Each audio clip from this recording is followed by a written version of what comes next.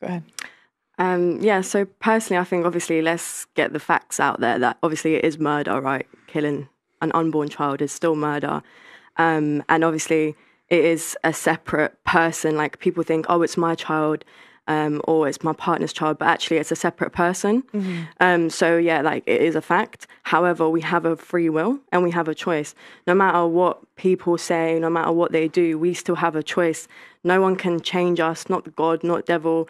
We can only change ourselves and we have that free will. So whatever we decide, it should be our choice. Okay. What about you two? So you're talking to your mic. I feel like any challenge, you have to be ready for it. If you're not ready for it, then the results may go ways that you can't even anticipate. So I feel like the circumstances that people are in before they have a child should be taken into account heavily when making such decisions. Just the same kind of, I don't think you should bring a child into a situation if they're going to be resented or unwanted. Okay. Like, just a quick question for my own self that's just been triggered is like, is it still classified as a human being when it can't breathe on its own? I mean, I think that depends who you ask. Yeah. But like scientifically, like if you can't take your own breath, is it still classified? I can share the science. Go ahead. Well, from the point of fertilization, when the sperm and the egg meet, that's scientifically the beginning of a new human being start. So that's when our lives all began. And then you just need time to grow into a more, adult version of yourself. So that is when life begins. So is it still classified even though you're not dependent on your own breath? 90% of scientists say that life begins at conception. So I'm curious. Okay. So for the people that are pro-life, so 1, 2, 3, this is a good mixed panel today. Would you guys say that abortion should be outlawed completely? You would say yeah. If you say yes, raise your hand. You think it should be outlawed completely? Okay. For the people that are pro-choice, how long up to abortion, like should abortion be legal till? Up to birth, up to 6 months, up to 3 months?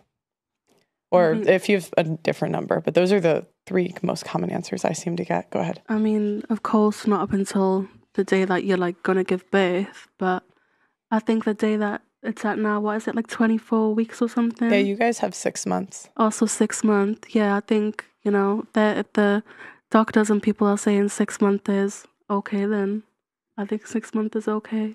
Okay. I mean, personally, I wouldn't have 6 months. I would try and get as done as early as possible, but, 6 months, then it's 6 months. Okay. At what point does it, maybe this is just my lack of knowledge, but at what point does it form into, from a fetus to an actual being? Like, where is the form of the brain and, like, where is the form of the heart? Like, where does that actual scientific process, transform? You know this, right? Well, I mean, development is an ongoing process, right? So actually the heart starts beating at around 21 days. And so a lot of women don't even know they're pregnant then. And the brain waves around 6 weeks. At 8 weeks, the baby actually has the 90% of the same organs that we have as adults. So it's actually very surprising. Say that again. At 8 weeks from fertilization. Really? So 8 weeks. If you think about it, most women find out they're pregnant. Maybe they miss their period and they find out 6 weeks or something. I didn't even know that. So at 8 weeks, that baby that embryo has 90% of the same organs that you and I have.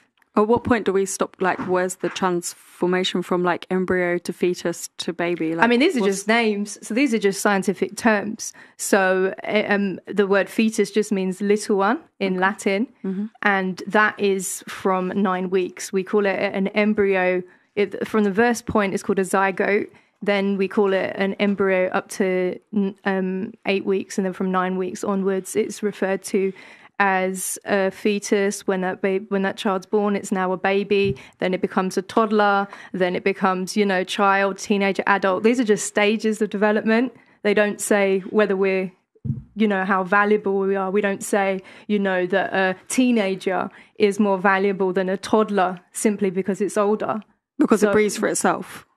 Well, a toddler breathes for itself, doesn't it? Yeah. So I'm saying that a teenager is not more valuable than a toddler. But an embryo doesn't breathe for itself, right? It's required someone else's breath to survive. Is that when you think that life conception, like, so at birth?